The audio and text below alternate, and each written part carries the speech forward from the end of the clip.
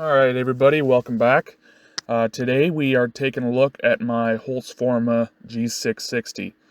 Now, I have been using this as a sawmill setup for a little bit, and it's broke down on me twice. As you can see, the piston and the cylinder got severely scarred, only on the exhaust side though. So this is rebuild number 2. And let's just jump right into it here. So we have our saw, and we just take the intake piece off, little 8mm nuts on that little thing in there, right there. Just keep the bolts in the muffler. Now that tool comes with the saw, so make sure not to throw it away. You can pretty much rebuild it with everything that comes in the kit. You'll need a couple sockets for those nuts on the intake. A couple other sockets here and there, maybe a screwdriver or something, but nothing serious. Oh yeah, a pair of pliers, I guess. And some oil, some 2-stroke oil is what you want to keep on hand for this project. So we're taking the top cover off here. Now, the reason I needed to rebuild this saw was, I believe, mostly my fault. I probably didn't let it warm up enough, and that would cause the piston to expand faster with heat than the cylinder, which would then cause it to grind within the cylinder. Now, what's weird, it's only on the exhaust side, so I'm thinking maybe there's more like an exhaust restriction. So with the exhaust, what most people do, and what I did right after the first rebuild, was pull the baffles out. So if you open up the exhaust, you'll see that, see this intake here. So a lot of people remove that little plastic piece, but that keeps oil from spraying back up onto your air filter. Now you can remove it. The oil probably won't hurt your air filter too much, but it will make it dirty.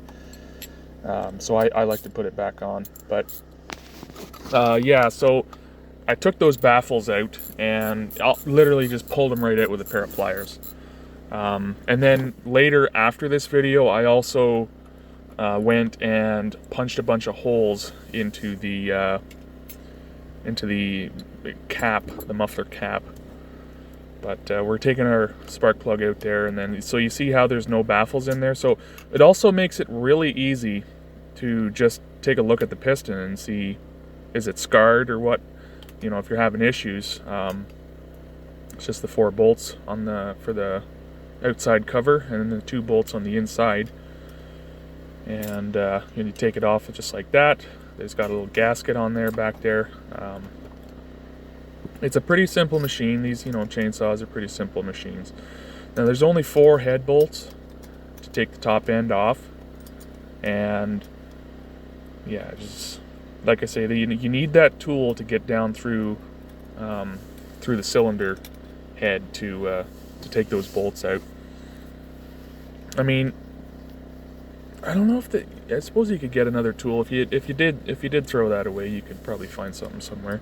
Just tuck that little spark plug thing back there out of the way. As I loosen up the 4th bolt here, you'll see it start to move. So that's how you know we're getting there. Could have been also too with the scarring, like a what do you call it? Not enough oil in the fuel. I was doing 50-to-1 with a premium steel oil, and then I switched to an other brand oil. I don't even know. I think this is like a Motorcraft crappy tire brand. But I upped it to 25-to-1, but it still had that issue.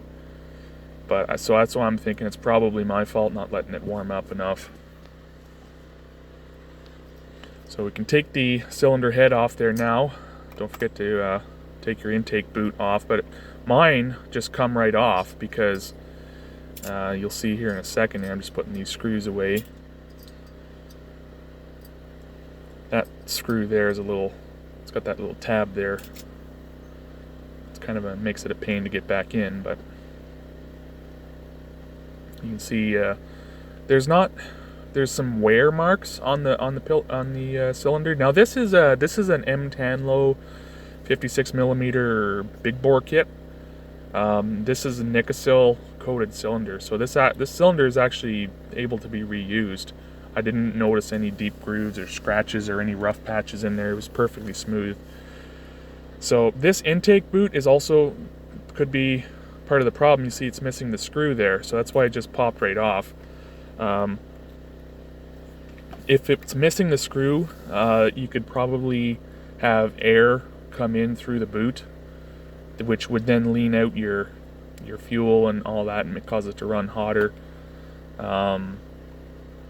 Could have been part of the issue. Could have been just a crappy saw, crappy rebuild kit. There's real soft aluminum on the original 54 millimeter cylinder. So this big bore kit, I think it's like $60 on Amazon. It is not bad. I mean, it's for $60, it's pretty good. Like, it gives you, so the original saw is like 91.8 cc's, and it brings it up to a 98 cc. So it gives you a little bit more power. Now all we got to do here is just take these wrist pins, retainers out, and then we can push the wrist pin right out. Now the original clips are like a C clip, so they're a pain to get out. But these new clips are like a G clip. So I've got a little extra tab in there you can get a hold of with the pliers. Just give her a couple light taps, nothing major. Get her on the wrist pin and push her through.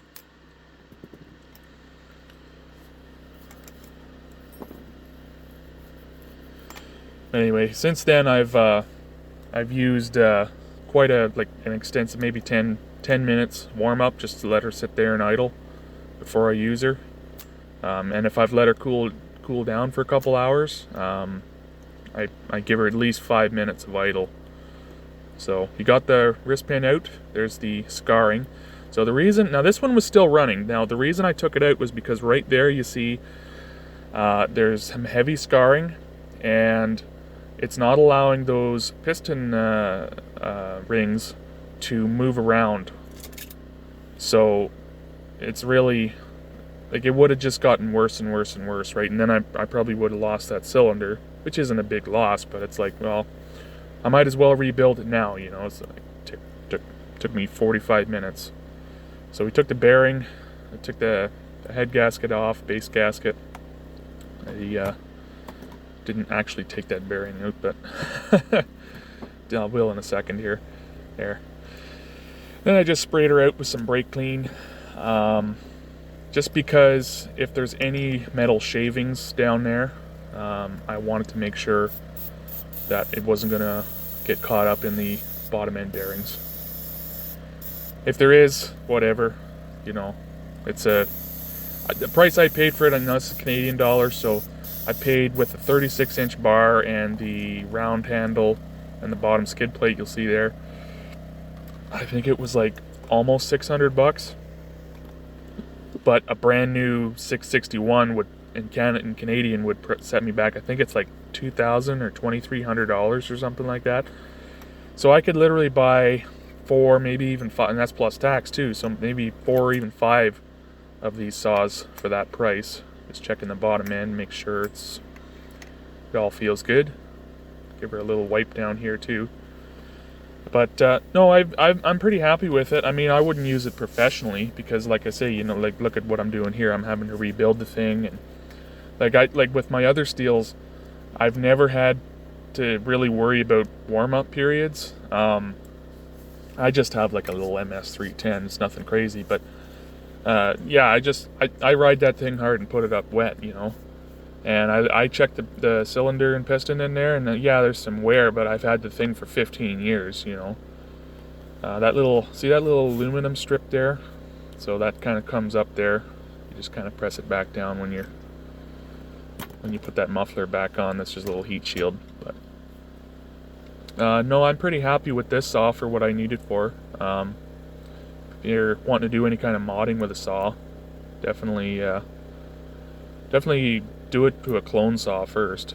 Now I did look too for a new top end for original parts, and it was going to be $700. So I figured, well, geez, you know, like, this is a clone saw, and $700, because everybody talks about these clone saws, putting new parts on them from directly from steel, like to upgrade them, right? Well, yeah, okay, but when the engine parts go, it's like, well, it's literally cheaper just to buy a new saw. So, and I could buy literally 10 or 12 of these rebuild kits for the price of one new 54 millimeter cylinder and piston and ring set from steel. And these even come with, as you see, the carburetor rebuild kits. It even comes with a base gasket. I don't think it comes with any like base bottom end bearings or anything, but it's definitely got a few more parts than you'll really need.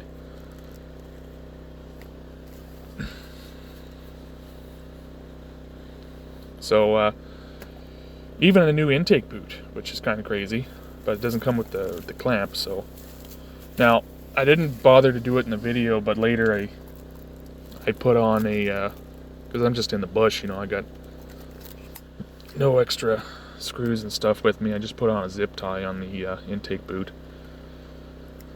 And but no, I mean, I've been pretty happy with it. I mean, like I say, you know, I could buy several of these saws for the price of a steel, and I think if you treat them okay, you know, you let them warm up, 25-to-1 mixture. Once it's warmed up, it's not that smoky. But 25-to-1 mixture, I've been ripping with this thing, literally ripping logs. So what I do is I take like a 14-inch log or something like that, about 8 feet long, and I'll rip it right down into 2.5-inch strips and run it through the wood chipper just to piss off Greenpeace. But no, I got my own reasons for that. I gotta turn it all into wood chips, fill in some potholes and stuff. But I've had a few other issues. I'm just installing this decomp thing here. It just goes on like a spark plug. Now, you want to look at these cylinders, these brand new cylinders for burrs on the intake and all the ports and stuff. Now, this one seemed to be pretty good, but if you do find one that's got a little bit of a rough edge, you can hit it with a chainsaw file, get in there. Just get that burr off. You're not trying to eat into any metal. And if it's got a sharp edge, the difference between a sharp edge and a burr is a burr will stick out into the actual cylinder. So these are Nicosil coated. So you don't want to go ham on the file or anything, but just installing the new, put some 2-stroke oil on there, installing the new wrist bearing. Now, the other issues that I've had, and I forgot, I accidentally threw out the brand new wrist pin into the garbage along with the other garbage, so I couldn't find it, so I just took the old one, and it only had like a couple hours of use on it, so, and it was pretty clean, so I'm just reinstalling it with that. But I've had the clutch go out on this as well. The spring in the clutch broke, so also the recoil, sometimes if you pull it all the way out, it just stays out, and I've heard they also break. The little plastic piece in there breaks.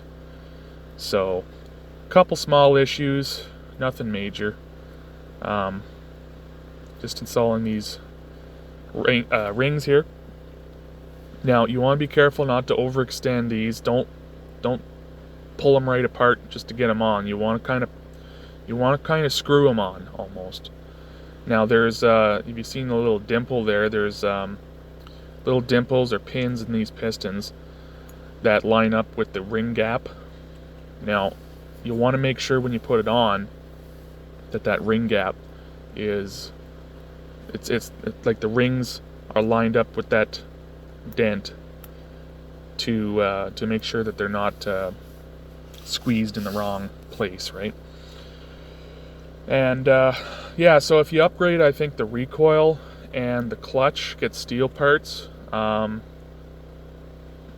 Couple other small things like that. You know, it's just going to be small things. Now you see me pointing there. There's an arrow on these pistons. That always points towards the exhaust. So installing the wrist pin there.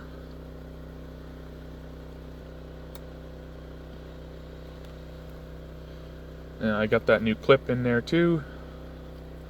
Now wipe down the cylinder with some 2-stroke oil. I would also do it on the piston as well.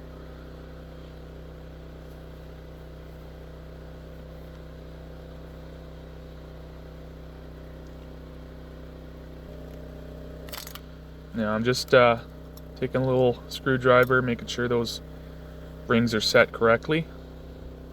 Press them down a little bit, get them onto there, get them in there. Now the cylinder is tapered a little bit at the base, so if you get them lined up enough with your fingers, usually you can get them on, but sometimes it helps just to have a little punch or a screwdriver to kind of seat those rings down a little bit. Now here's a little cheap way of doing it. You can rotate the cylinder around and look through the intake to make sure that those rings are lined up with the dents or the pins in the cylinder. And if they're not, you'll have to take them back off and line them up correctly. Don't forget your base gasket. Some people run them without a base gasket too. Increases compression. You get the screws on there. But I don't recommend doing that for a normal saw. This one's always a pain, so just give the first screw a couple turns, make sure it's not going to fall out, and then raise up the cylinder. Get that bar side screw in. This one's kind of a pain too. If it falls into, and the other reason why I give it a couple of turns is if that pin on that, or that bolt on that side, falls out of your hands and into the saw, then you can just lift up the saw and shake it out. Now I just do these hand tight. That's pretty much what they were. I mean, this is just a quick and dirty rebuild in the field. You know, we're not pulling out the torque wrenches for this. You know, just hand tight. You know, and I always do it in a crisscross pattern, and then I do it again. In case when you get the final one seated down, sometimes the first one likes to loosen off a bit. So now we're installing the muffler cover, or not the cover, but the back portion of it. Now I've had one of these screws fall out on me, so I like to horse them down pretty good.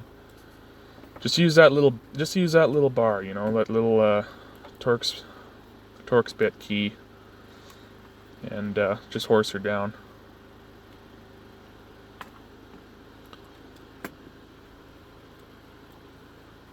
Get that intake boot back on there.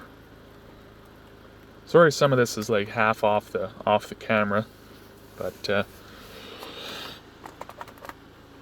I figured I'd record it for you anyway.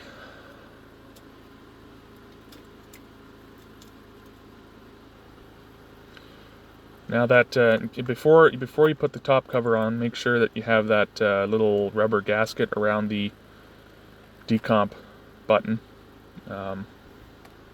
Kit doesn't come with a new one. You don't really need it, but it's nice just to keep it original like that.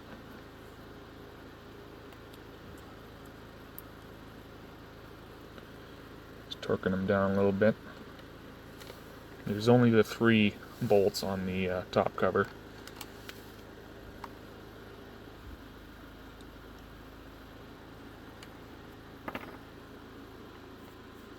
Put that back on before I kick it and spill it.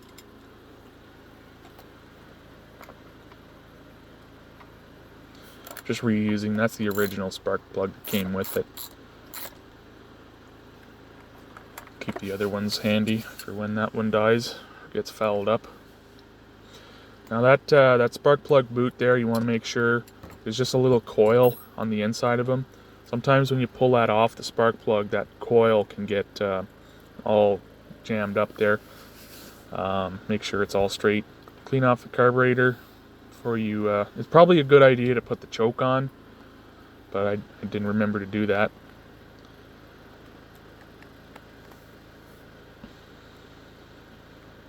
Yeah, that little fitting goes on there, kind of sandwiches that top piece in, that black piece. 2 little 8mm nuts. And you just rest tight on these things.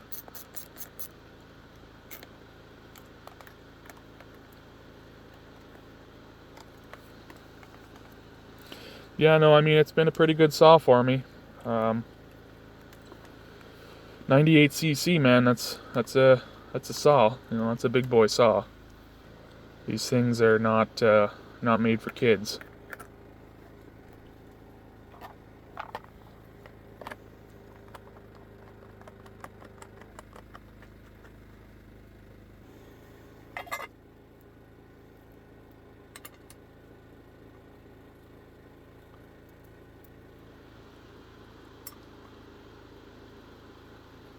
I usually run this with just a 25-inch bar. Sometimes I'll do the 36. I'll do the 36 mostly for the Alaskan mill. But here we are starting her up.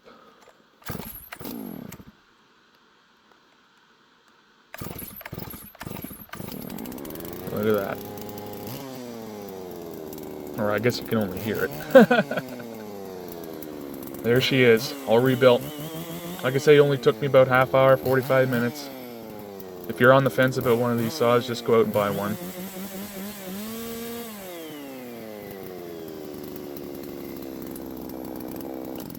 Thanks for watching.